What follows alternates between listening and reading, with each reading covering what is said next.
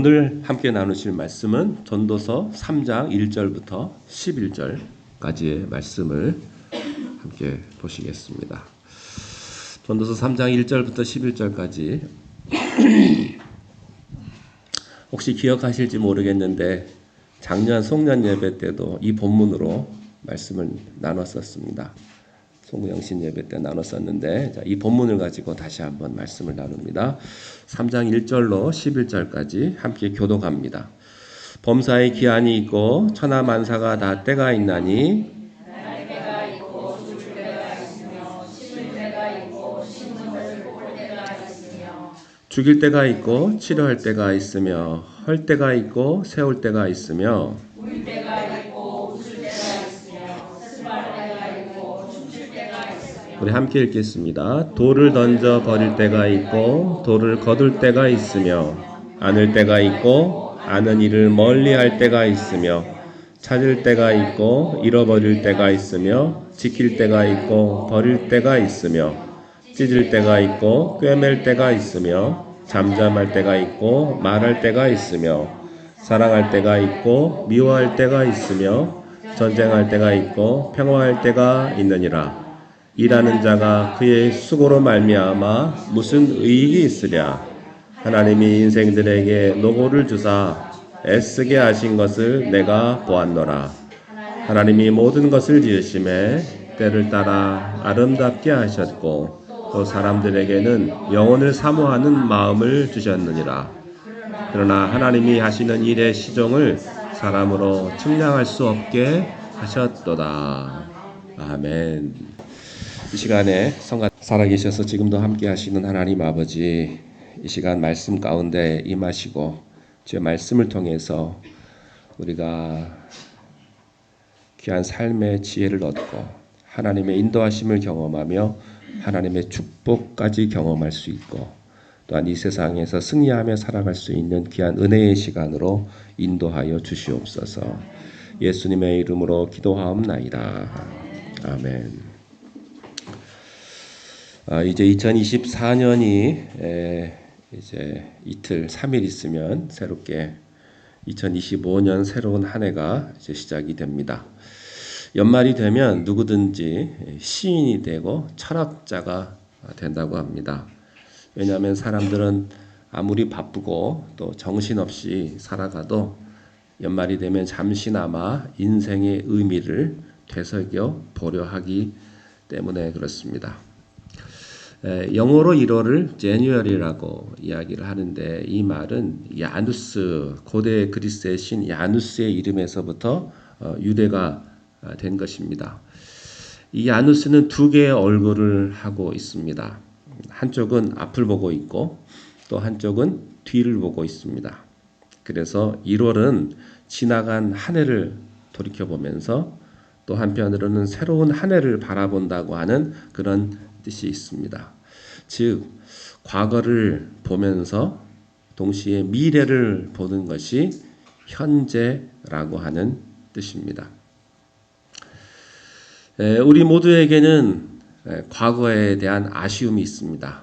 2024년의 마지막 달력의 마지막 장이 떨어지고 이제 2025년 새로운 달력이 걸릴 때 우리는 시간이라고 하는 것은 결코 붙잡을 수 없는 것이라는 것을 알게 됩니다. 이 시간의 흐름 앞에 우리 인간은 결코 신이 아니며 또 유한한 존재일 수밖에 없다는 사실을 절감하게 됩니다. 40년 전에 그 백 투 더 퓨처라고 하는 영화가 나왔습니다. 거기 영화 주인공이 마이클 제이 폭스라고 하는 사람이었는데 지금은 60이 넘어가지고 파킨슨 병에 걸려가지고 참 어려운 시절을 보내고 있더라고요. 근데 그 영화를 보면 영화의 주인공이 타임머신을 타고 타임머신이 아주 멋진 자동차입니다. 그 타임머신을 타고 과거로 가는데 자기 부모님의 어린 시절로 갑니다. 과거에 가보니까 아버지가 용기도 없고 또 부끄러움이 많은 아주 샤이한 그런 소년이었습니다.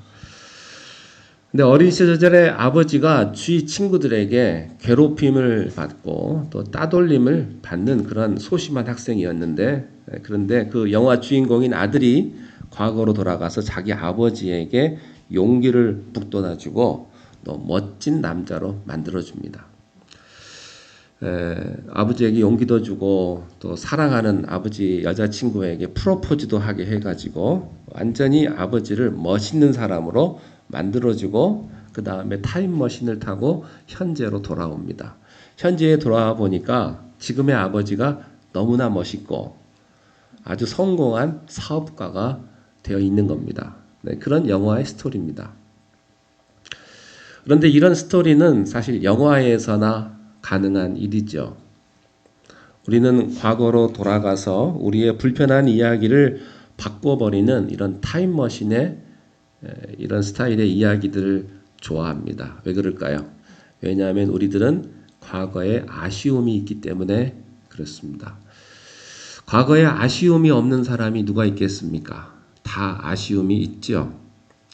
내가 그때 그렇게 하지 말았어야 했는데, 내가 그때 그렇게 했었어야 되는데, 내가 그때 그 사람을 잡았어야 했는데, 내가 그때 그 말을 해서는 안 됐는데, 그 사람을 만나지 말았어야 하는데, 그런 과거에 대한 아쉬움이 우리들에게 있습니다.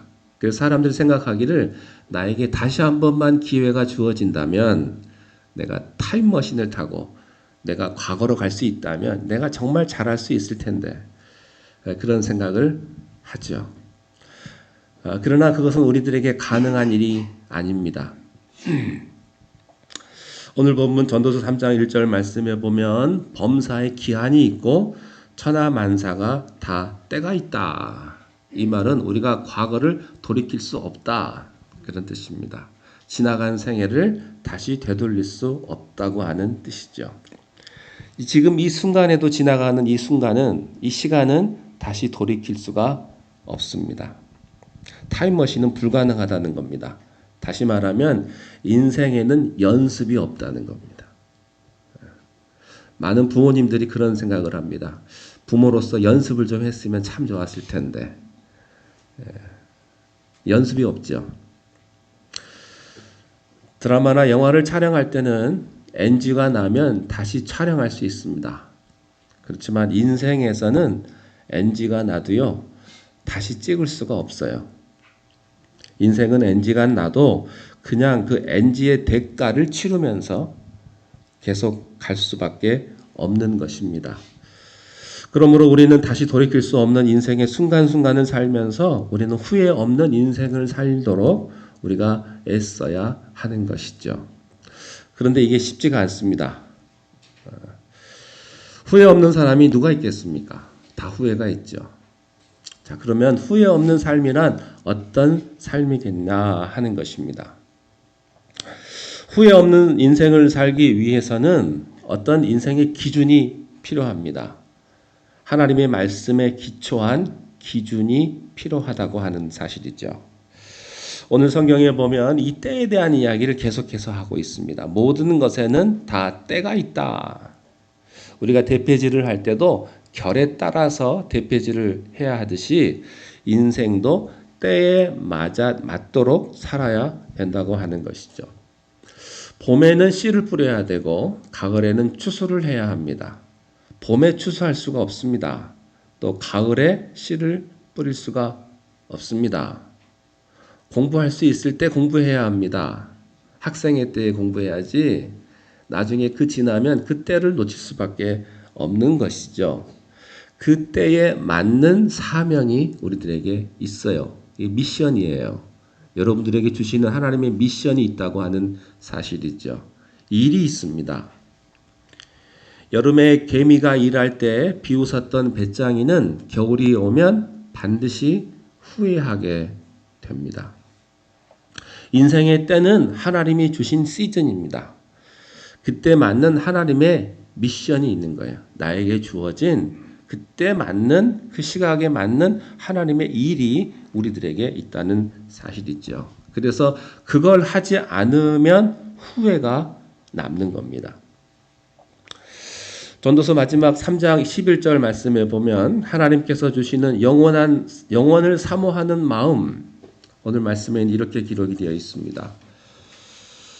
하나님이 모든 것을 지으시되 때를 따라 아름답게 하셨고 또 사랑하는 또 사람들에게는 영원을 사모하는 마음을 주셨느니라. 여러분, 이게 영생이고요. 이게 성령입니다. 영성입니다. 그래서 우리는 인생에서 어떻게 후회 없는 그 수많은 순간을 보낼까 우리가 고민을 한다면 우리는 성령으로 결정해야 합니다. 우리 안에 있는 영혼을 보는 그 시각으로 천국 지향적으로 결정해야 합니다. 우리는 모든 것을 육체적인 시각이 아니고 영적인 시각에서 우리는 순간순간마다 후회 없는 선택을 해야 한다고 하는 거예요. 제 인생에 3가지 모토가 있습니다. 그게 뭐냐면요. 할까 말까? 그때 해라, 하자.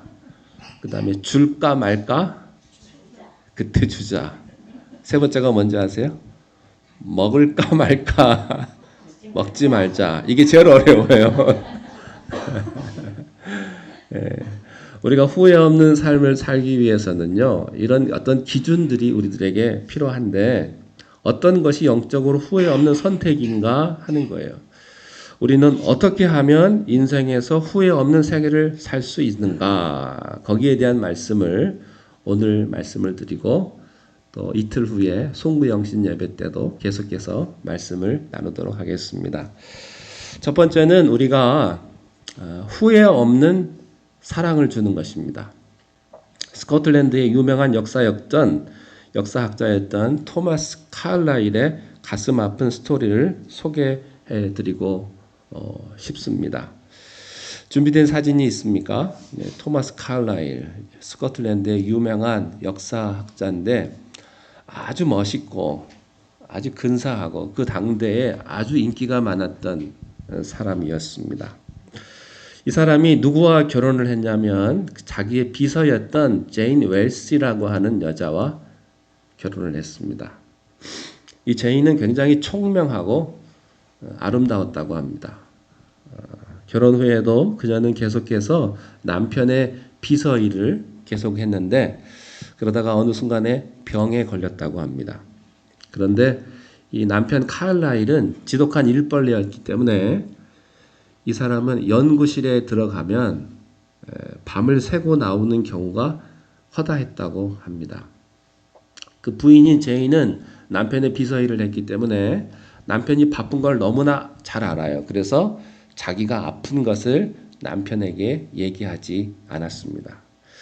그래서 그녀는 계속해서 자기의 병을 참으면서 남편의 비서 일을 계속해서 했는데 그녀의 병명은 암이었다고 합니다. 그녀가 아파서 침대에 누워서 꼼짝하지 못하게 되었을 때도 남편 칼라일은 그녀가 병명을 말해주지 않았기 때문에 그저 대수롭지 않게 생각을 하고 자신의 연구에만 몰두했습니다. 그러다가 얼마 후에 그녀가 세상을 떠났습니다. 장례식이 끝난 후에 텅 빈 집으로 돌아온 칼라일은 밀려오는 외로움에 어쩔 줄을 몰랐습니다. 자기 아내가 누워 있었던 침상에 들어가서 그 침실에 들어가서 그녀의 침대의 의자에 걸터 앉았습니다. 그때 그의 눈에 책상 위에 놓인 아내의 일기가 보였습니다. 펼쳐놓은 아내의 일기장의 한 페이지에 이렇게 쓰여 있었다고 합니다. 어제 남편이 나와 같이 있어 주었다. 천국이 따로 없었다. 남편이 나와 1시간이나 이야기를 해 주었다. 남편 칼라일이요. 너무나 부끄러웠습니다. 내가 1시간 아내와 차를 마시면서 이야기를 했는데 그때 내 아내는 이것을 천국이라고 생각을 했구나. 이렇게 천국이라고 표현했구나.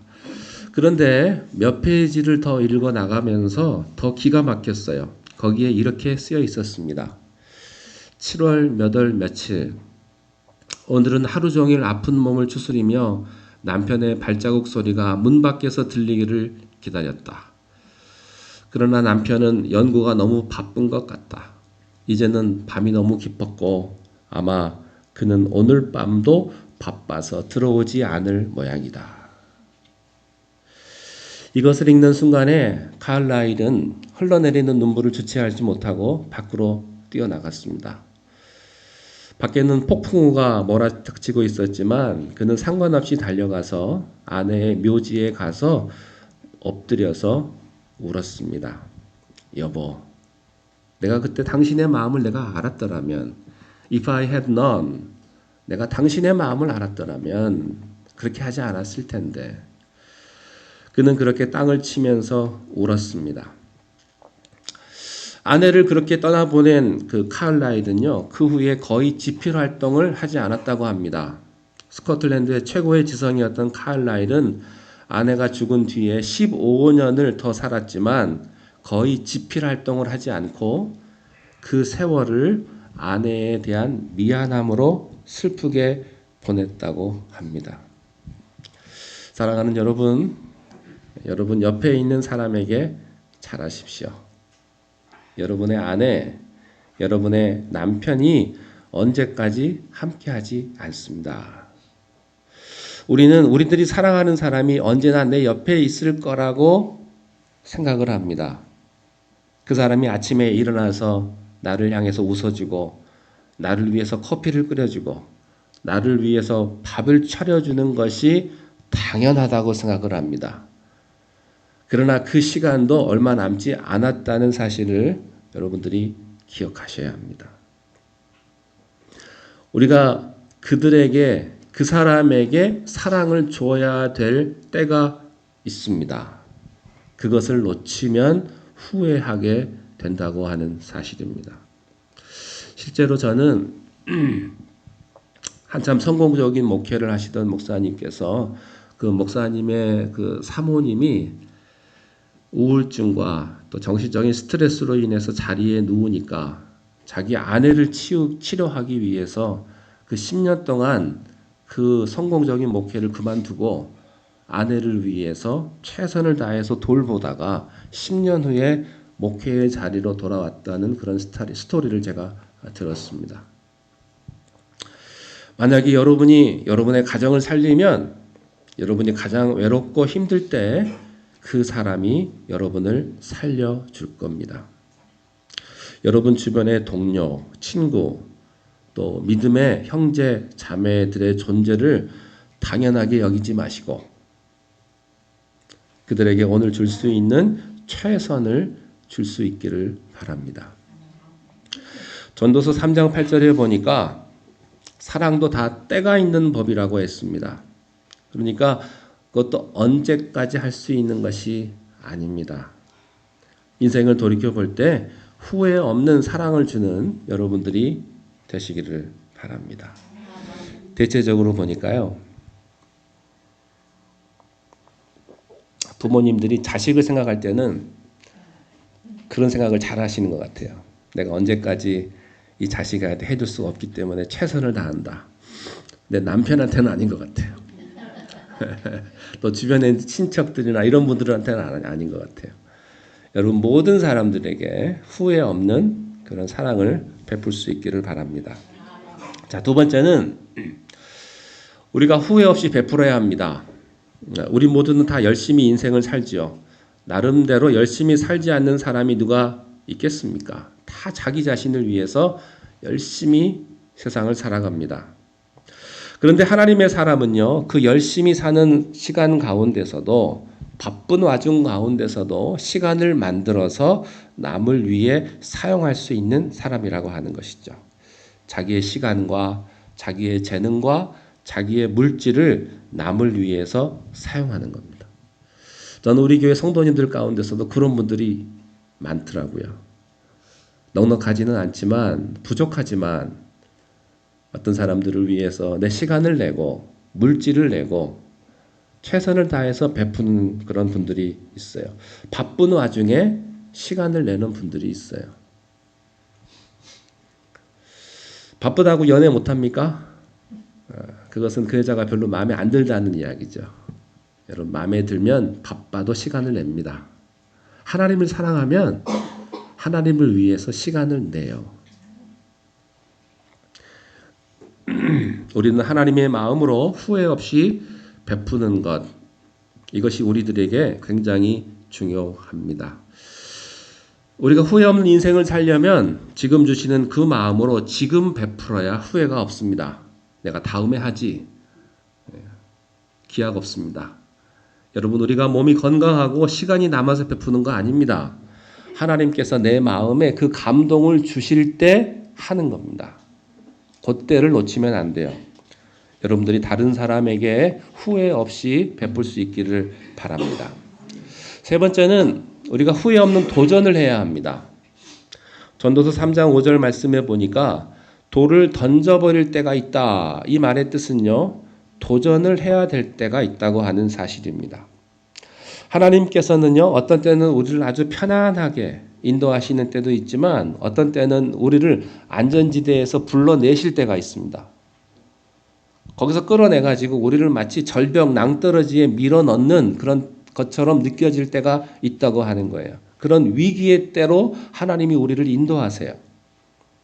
하나님의 도전의 부르심입니다. 독수리도 새끼를 잘 키우다가 어느 때가 되면 둥지 밖으로 밀어냅니다. 그러면 새끼들은 비명을 지르면서 떨어지죠. 그런데 떨어지다가 비로소 자기에게 날개가 있다는 사실을 알게 돼요. 하나님도 우리에게 그렇게 하십니다. 둥지에만 있을 수 없습니다. 떨어져야 날개가 있다는 것을 알게 되는 거예요. 인류 역사상 물 위를 걸은 사람 딱 한 명 있습니다. 비록 나중에 물에 빠졌지만 예수님을 빼면 베드로가 유일합니다. 물 위를 걸었던 사람. 우리는 이 물 위를 걸은 베드로를 볼 때 우리는 거기에서 주로 생각하는 게 뭐냐면 베드로가 믿음이 없어서 물에 빠진 것만 기억을 하지만 중요한 게 있어요. 베드로가 물에 뛰어 들어갔다는 겁니다. 다른 제자들은 못 들어갔어요. 오직 베드로만 예수님 바라보고 물로 뛰어 들어갔기 때문에 그가 물 위를 걸을 수 있었다고 하는 사실이죠. 아마 다른 제자들도 물 위에 뛰어 들어갔다면 걸을 수 있었을 거예요. 근데 다른 제자들은요, 그렇게까지 못했습니다. 도전하지 못했던 거예요. 베드로만 도전을 했던 거예요. 그렇지만 나중에 물을 다시 보니까 겁이 나가지고 물에 빠졌죠. 우리 인생에서도 폭풍의 파도로 주님이 인도하시는 때가 있습니다. 그런데 우리는 그 두려움 때문에 포기하는 경우가 많습니다. 이 세상에서 가장 애처로운 비극은요, 피어보지도 못하고 떨어지는 꽃입니다. 가장 비참한 인생은 실패한 인생이 아닙니다. 실패가 두려워서 아무것도 시도하지 못한 까닭에 성공도 경험해 보지 못하고 실패도 경험해 보지 못한 그런 인생입니다. 그것이 후회가 되는 거예요. 실패하지도 않았지만 성공하지도 않고 그냥 대충 이렇게 온 거죠.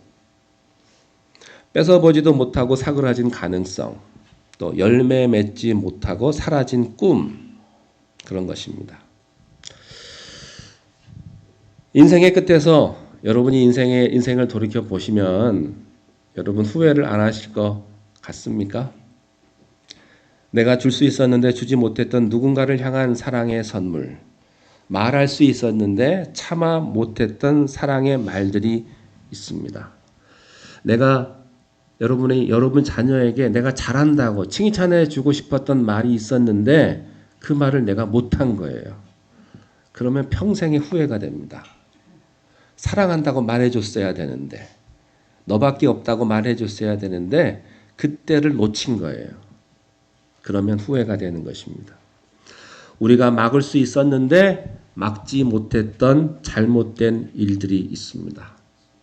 내가 시도해 볼 수 있었는데 내가 다른 사람들 앞에서 혹시 실패할까봐, 혹시 창피를 당할까봐 두려워서 시도하지 않았던 일들도 있을 것입니다.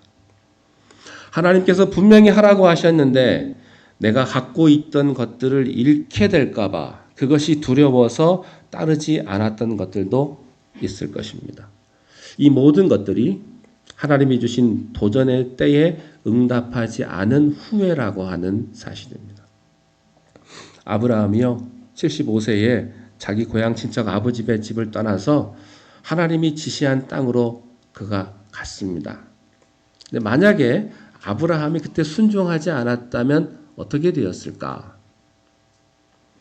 만약에 우리가 아브라함이라면 그 나이에 안정된 기반과 가족들을 다 떠나보내고 하나님께서 예비하신, 지시하신 그곳으로 나는 갈 수 있었겠는가? 나는 도전할 수 있었겠는가? 하는 거예요. 아브라함이 순종하지 않았다면 믿음의 조상은 다른 사람이 됐을 것입니다. 또 이스라엘의 민족의 운명도 또 다르게 흘러갔겠죠. 도전은 항상 두렵습니다. 그리고 떨리는 것이죠. 그리고 과정도 쉽지는 않습니다.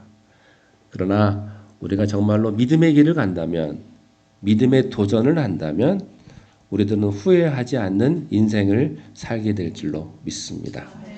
하나님의 축복이 여러분과 여러분 가정에 함께 하시기를 축원합니다. 기도하겠습니다. 사랑의 주님, 인생을 돌이켜보면서 많은 후회들이 있지만 그러나 그 가운데서도 우리를 지켜주시고 우리를 인도하셨던 하나님의 은혜에 감사를 드립니다. 우리가 무슨 일을 결정하든 최선을 다하게 하시고 하나님 앞에 도전하며 또한 사랑을 주며 베풀 수 있는 우리의 모든 삶이 될 수 있도록 우리를 축복하여 주시옵소서. 예수님의 이름으로 기도하옵나이다. 아멘.